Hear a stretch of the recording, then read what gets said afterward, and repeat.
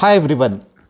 Today I thought I will talk about a topic which many of my coaches have asked me to cover, and it's a real practical problem which many of us face, that although we articulate ourselves well in interviews, our resume talks about our accomplishments, and we are able to clear some of the rounds of the interview, yet finally we are not selected for a position of an agile coach or a scrum master. So I thought I will try to share some of my inputs here, what could probably be the reasons. These are not the only reasons. There could be many factors which could be coming in the way, but I'm trying to articulate few of the reasons which I feel could be important to note.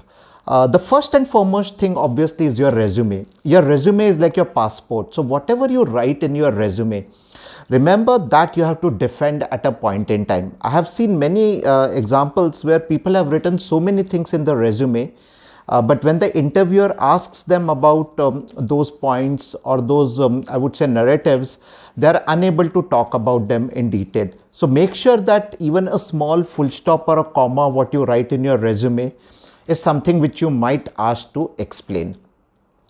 The second fundamental piece of information, very contextual to this topic, is that most of the resumes, if you scan today, let's say out of 20 resumes for a position of a scrum master or an agile coach, at least 17 to 18 you will find are simple replacement command used in Word. What does it mean? Probably I was playing a role of a team leader or a project leader or a project manager. All I have done is I have just used a control replace command in Microsoft Word, replaced my job title with a scrum master or an agile coach. Remember, if it was that easy, then you know what would have happened, right? It is not that easy to replace a title like that. What is important here to note is that these two roles are fundamentally very, very different. A project manager role vis-a-vis a scrum master or an agile coach role, there are fundamental differences in the way you execute these roles. A project manager is more like a directive or an authoritarian leader, whereas a scrum master or an agile coach is a true leader, imbibing servant leadership, imbibing empathy and emotional leadership skills. So you just can't do a replace from a project manager to a scrum master or an agile coach role. That is the important point for all of us to understand and know.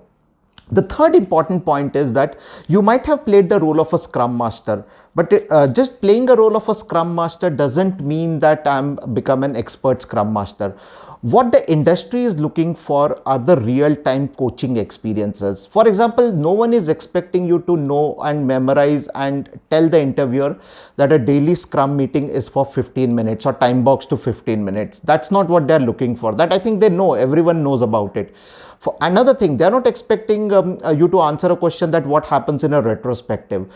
What the interviewer is expecting are real-time coaching experiences. What is your unique coaching style? If you can articulate that in an interview, I'm pretty sure they are going to select you. Remember, each one of us has got his or her own unique coaching style. If we fail to articulate that, if we go with the run-of-the-mill answers, then obviously I'm not going to be selected. A point addition to this is that when you're giving interviews, make sure apart from your verbal knowledge, you also display your other skills. What do we mean by other skills?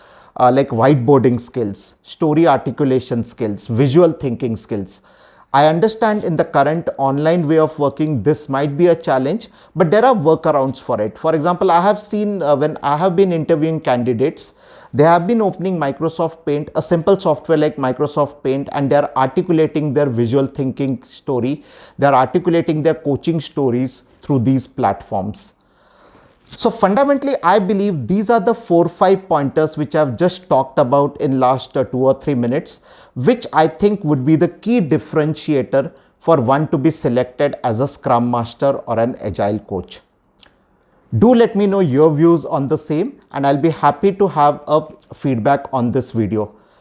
If you like this video, please share and do subscribe to this video and let your friends know about the YouTube channel. This is Ashutosh Bhatodekar signing off for the time being. Thanks a lot and stay healthy.